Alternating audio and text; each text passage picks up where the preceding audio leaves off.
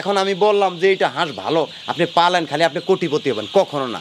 অল্প দিয়ে শিখতে শিখতে তাকে বড় হইতে হবে। যদি এখন 10 তলায় শুয়ে থাকি তাহলে তো আমার ব্যবসা চলবে না। আজকে আমি মনে করি 14 বছরের দিন রাত 24 ঘন্টা প্রতি সিজনে আমার অনেক পরিশ্রম করতে হয়। বাচ্চা যখন মারা যায় তখন খামারিকে দোষারোপ করে যে আপনার ভুলের কারণে মারা গেছে, কিন্তু আদৌ তো উনি শুধু বাচ্চার ব্যবসায়ী করে, কিন্তু আদৌ তো কিছু জানে না। Subhanallah, glory be to Allah. Subhanallah, glory be to Allah. Subhanallah, Subhanallah, Subhanallah, Subhanallah. আসসালামু আলাইকুম সুপ্রিয় দর্শক, আশা করছি আপনারা সবাই ভালো আছেন। দর্শক বন্ধুরা, আজকে আমরা চলে আসছি মাদারীপুর জেলার মাদারীপুর সদরের মোস্তফাপুর বাস স্ট্যান্ডেরই পাশে আবির হ্যাচারিতে, যার উদ্যোক্তা হচ্ছেন সাইদুল ভাই, যিনি মূলত 14-15 বছর যাবৎ বিভিন্ন জাতের হাঁস নিয়ে কাজ করতেছেন। উনি আজ থেকে প্রায় 15 বছর পূর্বে যখন উনি ক্লাস 9-এ পড়েন তখনই উনি সাভার থেকে প্রশিক্ষণ নিয়ে অল্প কিছু হাঁস দিয়ে প্রথমে খামার শুরু করেন। উনি এখন সুবিশাল আকারে হ্যাচারিও পরিচালনা করতেছেন। তো আপনারা দেখতে পাচ্ছেন এখানে কিন্তু বিভিন্ন বয়সের এবং বিভিন্ন জাতের হাঁসের বাচ্চা রয়েছে। এখানে রয়েছে আপনার ডিমের রাজা, khaki Campbell, black hole, Beijing, Jinding সহ মূলত ওনার এখানে 5টি জাতের আপনারা হাঁসের বাচ্চা পাবেন। উনি হাঁসের বাচ্চাগুলো তুষ এবং হারিকেন পদ্ধতিতে উৎপাদন করতেছেন এবং এগুলো উনি নতুন উদ্যোক্তাদের হাতে ব্রুডিং করেও তুলে দিচ্ছেন এবং পাশাপাশি উনি জিরু বাচ্চাও বিক্রি করতেছেন। তো আপনারা যারা নতুন উদ্যোক্তা রয়েছেন, আপনারা যারা ব্রুডিং করা বাচ্চা সংগ্রহ করতে চান, আপনারা কিন্তু চাইলে এই আবির হ্যাচারি থেকে হাঁসের বাচ্চা সংগ্রহ করতে পারবেন। আজকে আমরা কথা বলবো সাইদুল ভাইয়ের সাথে এবং আপনাদেরকে জানানোর চেষ্টা করবো ওনারই সফলতার গল্প, যে ভাই এই যে মাত্র 600 হাঁস দিয়ে শুরু করে এখন উনি এই হ্যাচারিটি কীভাবে পরিচালনা করতেছেন, এখানে ওনার কেমন খরচ হচ্ছে এবং এখান থেকে উনি কেমন লাভবান হচ্ছেন সেই সম্পর্কে। আশা করছি পুরোটা আয়োজন জুড়ে আপনারা আমাদের সাথেই থাকবেন। আসসালামু আলাইকুম সাইদুল ভাই। ওয়ালাইকুম সালাম ভাই। ভাই কেমন আছেন? ভালো আছি। আচ্ছা সাইদুল ভাই, দেখতে পাচ্ছি এখানে অসংখ্য হাঁসের বাচ্চা আপনি ব্রুডিং করতেছেন। জি ভাই। এখানে কি কি জাতের হাঁসের বাচ্চা রয়েছে? এখানে খাকি ক্যাম্বেল আছে, ব্ল্যাক হোল আছে, বেজিং আছে, তারপরে আপনার জিল্ডিং আছে। আচ্ছা, কয়টা জাতের হাঁসের বাচ্চা রয়েছে? 5টা জাতের হাঁস। 5টা টোটাল? জি। আচ্ছা, সব মিলিয়ে এখানে কতগুলো বাচ্চা রয়েছে? প্রায় 8000-এর মতো। প্রায় 8000? জি। অনেক বাচ্চা ব্রুডিং করতেছে। জি ভাই। এত বাচ্চা একসাথে ব্রুডিং করার কারণ কি ভাই? এত বাচ্চা ব্রুডিং করার পরে বিগত আরো 14-15 বছর আগের থেকে যে ব্যবসা করে আসছি, এখন যে সিজন আসছে, প্রায় লোকগুলা সিজনের ফার্স্টে আমাকে অর্ডার করছে। এই অর্ডারগুলো খাতায় এন্ট্রি করে আর সবার মালগুলা বুডারে দেওয়া হয়েছে ভাই। আচ্ছা, তাহলে আমরা এখানে আপনার যে বাচ্চাগুলো দেখতে পাচ্ছি এগুলো সব অর্ডারকৃত বাচ্চা? জি ভাই, অর্ডারকৃত বাচ্চা। আচ্ছা আচ্ছা, তাহলে আপনি বাচ্চা অর্ডার নিয়ে সে বাচ্চাগুলো ব্রুডিং করে তারপর আপনি কাস্টমারকে দিচ্ছেন? জি ভাই। আচ্ছা, হাঁসের ব্যবসার সাথে জড়িত আছেন আজকে কত বছর? প্রায় 15 বছর। 15 বছর? জি ভাই। আচ্ছা, কিভাবে হাঁসের ব্যবসায় আসলেন ভাই? আমি যখন পড়াশোনা করতেছিলাম তখন ওই সময় আপনার হলো ঢাকা সাপার গেছিলাম ট্রেনিং করার জন্য। আচ্ছা। আপনার টিউনু বরাবর বিভিন্ন স্কুল থেকে দরখাস্ত করে আমরা ছাত্র সংগঠন করে ট্রেনিংয়ে গেছিলাম। ট্রেনিংয়ে করে আসার পরে আমি দেশে 600 হাঁসের একটা খামার করছিলাম। আচ্ছা। প্রথম 600 হাঁসের খামার করে আমি বিলে যখন হাঁস পালন করছি, ওই ট্রেনিং করে আসে হাঁস পালন করছি, তখন পালন করতে গিয়ে আমার মোটামুটি 60,000 টাকা ক্যাশ ছিল। আচ্ছা। তখন এটা করতে করতে করতে করতে হাঁসগুলো যখন বড় হয়েছে, আমি অনেক পরিশ্রম করছি হাঁসের পিছে। পরিশ্রম করার পরে যখন আমার হাঁসের ডিমের রেজাল্ট আসছে, কারণ ট্রেনিং করছি একভাবে আর সরজমিনে হাঁস নিয়ে যখন পরিশ্রম করছি তখন এটার লাভ লস জিনিসটা আমার মাথায় ঢুকছে।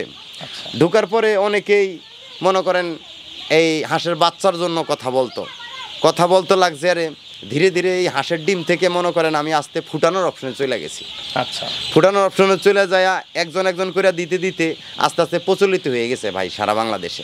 আচ্ছা, আপনি পড়াশোনা অবস্থায় তাহলে হাঁসের খামার শুরু করেছেন? জি ভাই। কোন ক্লাসে থাকতে আপনি প্রশিক্ষণ নিয়ে খামার শুরু করেছিলেন? আমি ক্লাস 9-এ থাকাকালীন। 9-এ? জি। আচ্ছা, এই যে প্রশিক্ষণ নিয়ে আপনি খামার শুরু করেছেন, এর ফলে আপনি সাইদুল ভাই কী কী সুবিধা পেয়েছেন বলে আপনি মনে করেন? কতটা উপকৃত হয়েছেন প্রশিক্ষণ নেওয়ার ফলে? বিশেষ করে যখন আমি ট্রেনিং করছি তারা আমাকে বিদ্যা দিয়ে দিছে। শুধু বিদ্যাটা দিলেই যে সঠিক হবে এমন কিছু না। এই বিদ্যাটা শিখছে, এটা সঠিক কি না এটা নিজে খামার করে পরিচালনা করছি। পরিচালনা করতে গিয়ে তাদের দিক নির্দেশনা আর সঠিক আমার পরিচালনা, এই দুইটা যোগ বিয়োগ মিলাইয়া করতে গিয়া তাদের ট্রেনিংয়ের যে বিষয়টা বুঝেছে আর সরজমিনের কাজের যে দৃষ্টিকোণ, এই দুইটা একসাথে মিলাইতে গিয়া আমি যে কাজগুলো করে আসছি তাতে ট্রেনিং করার কারণে আমার সব কিছু ক্লিয়ার হয়েছে, কোথায় আর ভুল হয় না। এবং এখন যেই করতে করতে যে যোগ্যতায় আসছি, এখন আরও বাংলাদেশে 210-50 সারা বাংলাদেশে 2-4 জন লোককে বোঝানোর মতো আমার যোগ্যতা আসছে। আমি এমনও প্রমাণ করছি, আমার যে বাচ্চা নেই আমি লিখে দিয়ে নিচে যে আমার হাঁস যদি 1000 বাচ্চা নিয়ে যান একটা বাচ্চাও কাটবে না, এটা আমি লিখে দিই। কোনো কারণবশত জীবন নিয়ে যুদ্ধ, তো জীবন তো আল্লাহর দানীয় একটা সম্পদ, কিছু কারণ ক্ষেত্রে মারা যাইতে পারে 2-1টা, কিন্তু এমন কিছু আহামরি হবে না যে আমার কাছ থেকে বাচ্চা নিলে সবাই মারা যাবে। কিছু তো অবশ্যই মরবে। আপনার দেখা যায় অন্য জায়গা থেকে নিলে হয়তো 200 বাচ্চা মারা যেত, যদি ভ্যাকসিন বা ব্রুডিংয়ের ক্ষেত্রে সমস্যা থাকে সেখানে হয়তো আপনার এখানে 20-50টা মারা যাবে, যে তবে প্রাণী বাচ্চা জিনিস সেটা মারা যাইতেই পারে। ভাইজান বিশেষ করে এদের তো একটা জীবন আছে, এদের জীবনটা হলো নতুন উদ্যোক্তা খামারিরা বাচ্চা নিয়ে যাওয়ার পরে এই বাচ্চাটা রাখার যে টেকনোলজি বিষয়টা, যেমন আমি এই ঘরে দাঁড়িয়ে রয়েছি, এখন এই ঘরে আমি ঢুকলেই আমার শরীরের তাপমাত্রা ঢুকলে আমি বুঝতে পারবো যে বাচ্চার শরীরের তাপমাত্রা কেমন লাগছে, আমার শরীর দিয়ে আমি বুঝতে পারবো বাচ্চা নিয়ন্ত্রণ করা না। কিন্তু অনেকে এটা বোঝে না, অনেকে বাচ্চা বিক্রি করে দিলেই বাচ্চা যখন মারা যায় তখন খামারিকে দোষারোপ করে যে আপনার ভুলের কারণে মারা গেছে, কিন্তু আদৌ তো উনি শুধু বাচ্চার ব্যবসায়ী করে, কিন্তু আদৌ তো কিছু জানে না, উনি নিজেই জানে না, তা আরেকজনকে কি বুঝ দিবে, আরেকটা নতুন খামারি যে উদ্যোক্তা তাকে কি বুঝ দিবে। আজকে দেখেন এখানে আমার 6-7 হাজার যে বাচ্চাগুলো আছে, আমার ভিতরে যদি বিদ্যেই না থাকতো, বুঝার মতো ছোট বাচ্চার যদি টেকনোলজি বিষয়টা আমি না বুঝতাম, তাহলে কিন্তু এগুলো আমি টিকায় রাখতে পারতাম না, এগুলা সবই মারা যেত। আমি প্রথমে ক্ষতিগ্রস্ত হয়ে যাব, তা এগুলা যে আমার 8 দিন টিকায় রাখতেছি, এইটা তো আমার একটা বিদ্যার বিষয়। এই বিদ্যাটা ট্রেনিং করে যোগ্যতা অর্জন করছি। আজকে আমি মনে করি 14 বছরের দিন রাত 24 ঘন্টা প্রতি সিজনে আমার অনেক পরিশ্রম করতে হয়, অনেক টাকা কামাই করি, তারপরে শরীর অবস্থা দেখেন না কেমন, এই যে রাত্রে ওর ঘুমা থাকতে হয়, প্রায় রাত্রে ওর ঘুমা থাকতে হয় প্রতি রাত। আমি আসার পরে দেখলাম যে আপনি এই বাচ্চার পাশেই আপনার থাকার ঘর, সেখানে আপনি থাকতেছেন। জি ভাই, যেখানে আমি আসার পরে কিন্তু একটা হালকা গন্ধ পেয়েছি, আমি কিন্তু রুমে ঢুকতে পারি নাই, সেখানে আপনি এখানে রাত দিন সব সময় কাজ করতেছেন, থাকতেছেন, অবশ্যই অনেক কষ্টকর একটা কাজ করতেছেন ভাই। বিষয়টা হলো বুড়ার যখন রাত্রে জ্বলে এইখানে আমার দেখতে হয় বাচ্চাগুলো। এখন যদি আমি যদি এখন 10 তলায় শুয়ে থাকি তাহলে তো আমার ব্যবসা চলবে না। আচ্ছা আচ্ছা আচ্ছা। এখন খামারিদেরকে সঠিক সুন্দরভাবে বাচ্চা দিতে হলে আমার নিজের পরিশ্রম করতে হবে, কারণ একটা কর্মচারী আমি যেটা বুঝবো সে তো বুঝবে, সে তাকে বুঝাই দিলে সে বুঝবে, এছাড়া কিছু বুঝবে না দাদা। আচ্ছা আচ্ছা। প্রতি মাসে কি পরিমাণ বাচ্চা উৎপাদন করতেছেন আপনি? প্রায় 1-1.5 লক্ষ। 1-1.5 লাখ? হ্যাঁ হ্যাঁ। আচ্ছা, হিউজ পরিমাণে বাচ্চা উৎপাদন করছেন। জি ভাই। আচ্ছা, এই যে 1-1.5 লাখ বাচ্চা উৎপাদন করতেছেন, সেল হচ্ছে কিরকম? অনেক সেল হচ্ছে। আমি এই মালটা যেমন সিলেটে মাল বেচছি হলো 1500 পিস, আচ্ছা, কুয়াকাটায় মাল বিক্রি করছি, রংপুর মাল বিক্রি করছি, আচ্ছা, সারা দেশেই যাচ্ছে যায়। হ্যাঁ জি, এইটা বিশেষ করে ভাই নিজের কথা বলা ঠিক না, আমার লাইফের 14 বছর এই ব্যবসার লাইফে আজ পর্যন্ত কারোর সঙ্গে এক বিন্দু পরিমাণে প্রতারণা আমি করি নাই। আমার দৃষ্টিকোণ কেন করি নাই, যেহেতু আপনাদের চ্যানেলে ব্যবসা করি, আপনাদের যদি এই প্রতারণা করি তাহলে আপনাদের চ্যানেলে অবশ্যই আমার বিরুদ্ধে কথা বলবে, আপনাদেরকে ফোন করবে। আমি প্রতারণা করলে তো আমার বিরুদ্ধে অভিযোগ করলে তো আপনি আমাকে নক করবেন যে সাজিদুল ভাই আপনি এই কাজ করছেন। তো যেহেতু আমি নিজে বিদ্যা অর্জন করছি যে একজনের ক্ষতি করতে গেলে, প্রতারণা করতে গেলে তো আপনাদেরকে বললে তো আপনারা আমার কাছে আসবেন না। অবশ্যই অবশ্যই। এই জন্য কারোর সাথে করি না দাদা। আচ্ছা, তো ভাইজান কতজন লোক কাজ করতেছে আপনার এই ফার্মে টোটাল? আমার যে বিজনেস চলতেছে তাতে এইখানে 2 জন কাজ করে, আর টোটাল 11 জন কর্মচারী আমার আন্ডার চাকরি করে, এই খামার সবকিছু মিলে। আচ্ছা আচ্ছা।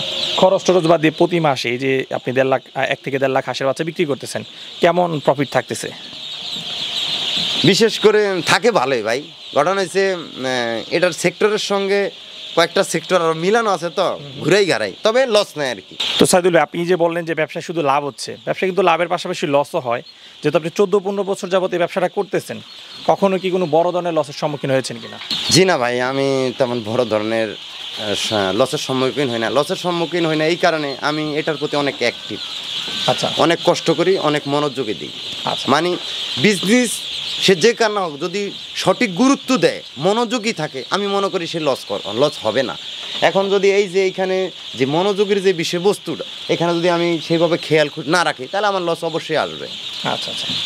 আপনার কাছ থেকে জানতে চাই, আপনি যেহেতু সব ধরনের হাঁসের বাচ্চা নিয়ে কাজ করতেছেন, আপনার জানা মতে সবচেয়ে বেশি লাভ হচ্ছে কোন জাতের হাঁস পালনে?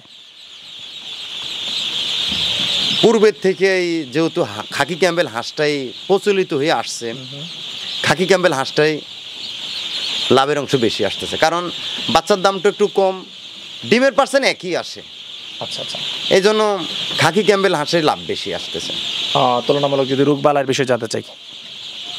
রোগবালাইয়ের যে বিষয়বস্তু ভাইজান, রোগটা এমন একটা বিষয়, রোগটা প্রতিটা রোগ খামারের অনেক কিছু কারণের কারণে আসে। কারণ খামার যদি প্রক্রিয়াজাতটা যদি খারাপ হয়, ব্যাকটেরিয়া খামারে যখন সৃষ্টি হয়, ভালো হাঁসের রোগ আইসা পড়বে। রোগের বিষয়বস্তুটা হলো যদি খামার সঠিক পরিচালনা করে তাহলে রোগটা ওইভাবে আসবে না। আর যত ভালো হাঁস হোক না কেন, পরিচালনা যদি খামারের সঠিক না হয় তাহলে ব্যাকটেরিয়া আক্রমণ করবে, ভালো জিনিসও হাঁসের রোগ হবে। এখন আমি বললাম যে এটা হাঁস ভালো, আপনি পালেন খালি আপনি কোটিপতি হবেন, কখনো না। পরিচালনা হইলে মেন জিনিস, পরিচালনা যদি সঠিক হয় প্রতিটা হাঁসের রোগ বালাই কম। ভাইজান, আপনি যে হাঁসের বাচ্চাগুলো উৎপাদন করতেছেন, এগুলো কি পদ্ধতিতে উৎপাদন করতেছেন? এগুলা হেরিকেন পদ্ধতিতে দাদা। এবং হারিকেন। জি ভাই। সাইদুল্লাহ, পরিশেষে আপনার কাছ থেকে জানতে চাই, নতুন খামারিরা কতগুলো বাচ্চা দিয়ে খামার শুরু করলে ভালো হবে বলে আপনি মনে করেন? নতুন উদ্যোক্তা খামারিরা যারাই আছেন, আমি যেটা মনে করি সর্বপ্রথম অল্প বাচ্চা দিয়ে খামার করলেই সবচেয়ে বেটার ভালো হবে। কারণ অল্প দিয়ে শিখতে শিখতে তাকে বড় হইতে হবে। আর এক চোটে যদি বেশি বাচ্চা নিয়ে যায়, তাহলে বেশি নিয়ে গেলে যদি তার ভুল হয়ে যায় তাহলে একবার অনেক ক্ষতিগ্রস্ত হবে। আর অল্প দিয়ে শিখতে গেলে অল্পতেই শিখে যাবে। বড় হইতে হলে ধীরে ধীরে হইতে হবে। উনি যদি এখন মনে করে যে আমি টাকা অনেক আছে, আমি বিদেশ থেকে আছি, অনেক টাকার মালিক, আমি একবার 4-5 হাজার করি, তাহলে উনি ব্যবসাকে ডেভেলপ করতে পারবে না। অল্প দিয়ে করাটাই সবচেয়ে ভালো। অনেকে কিন্তু অল্প বাচ্চা বিক্রি করতে চায় না, তো আপনি যেহেতু বাচ্চা নিয়ে কাজ করতেন, বাচ্চা বিক্রি করতেছেন, সর্বনিম্ন কত পিস বাচ্চা আমার দর্শকরা আপনার কাছ থেকে সংগ্রহ করতে পারবে? বিশেষ করে দূরের যদি বাচ্চা হয়, 300 বাচ্চা হলে আমি দিতে পারি। আচ্ছা, যদি মনে করেন 50-100, এই জন্য ঝামেলা হয়। কারণ গাড়ি তো নিতে চায় না, আবার একটা লোক দাঁড়াই করিয়া নিতে হইলে গাড়িকে বকশিস দেওয়া, তারপরে গাড়ির ভাড়া দিয়া পোষায় না। আচ্ছা, দূরে হলে 300, আর আশেপাশে যে মানে সর্বনিম্ন 300 হইলেও দিতে পারি। আচ্ছা আচ্ছা, আর যদি আশেপাশে কাছে হইলে 100 নিল, 50 নিল, ওটা আলাদা বিষয়। দূরের যে বিষয় সর্বনিম্ন 300 হলে পাঠাইতে পারি। আচ্ছা আচ্ছা ভাই, যোগাযোগের জন্য আপনার মোবাইল নাম্বারটা একটু বলে দেন, কেউ যদি আপনার কাছ থেকে বাচ্চা সংগ্রহ করতে চায়। আমার মোবাইল নাম্বার হলো 01729436025। আচ্ছা, এই নাম্বারে যোগাযোগ করলে হাঁসের বাচ্চা আপনার কাছ থেকে সংগ্রহ করতে পারবে। জি, ব্রুডিং করা এবং ব্রুডিং ছাড়া যেরকম বাচ্চা চায়। হ্যাঁ, বোর্ডিং করা এবং বোর্ডিং ছাড়া। বাংলাদেশে কেউ যদি নতুন উদ্যোক্তা যদি 0 বাচ্চা নিতে চান, যেহেতু বুডিং অপশন নিয়ে আমি ব্যবসা করি, বুডিং কিভাবে করতে হবে সেই বুডিং সম্পর্কে আমি বুঝাই দিব। উনি পুনরায় আমার মতে করতে পারবে, তবে আমি যেভাবে করি সেইভাবে তো আমি কি বুঝাই দেওয়ার চেষ্টা করব, এবং ওই প্রতিষ্ঠান আমি নিজেই পরিচালনা করব যদি আমার কাছ থেকে বাচ্চা নেয়। আরেকটা জিনিস, বাংলাদেশের যদি কোনো খামারি বাচ্চা নিয়ে কোনো ক্ষতিগ্রস্ত হয়ে যান, কোথায় থেকে বাচ্চা নিয়ে যদি আমার নাম্বার পেয়ে থাকেন, আমার সাথে যোগাযোগ করেন। আমি যেহেতু একটা যোগ্যতা অর্জন করছি, নতুন উদ্যোক্তা খামারিদেরকে সহযোগিতা আমি করব। আচ্ছা ভাইজান, কথা বলে খুবই ভালো লাগলো। সময়ের জন্য অসংখ্য ধন্যবাদ। আপনার ফার্মের ভবিষ্যৎ সফলতা কামনা করে বিদায় নিচ্ছি। ভালো থাকবেন। জি ভাই, আসসালামু আলাইকুম। ওয়ালাইকুম আসসালাম।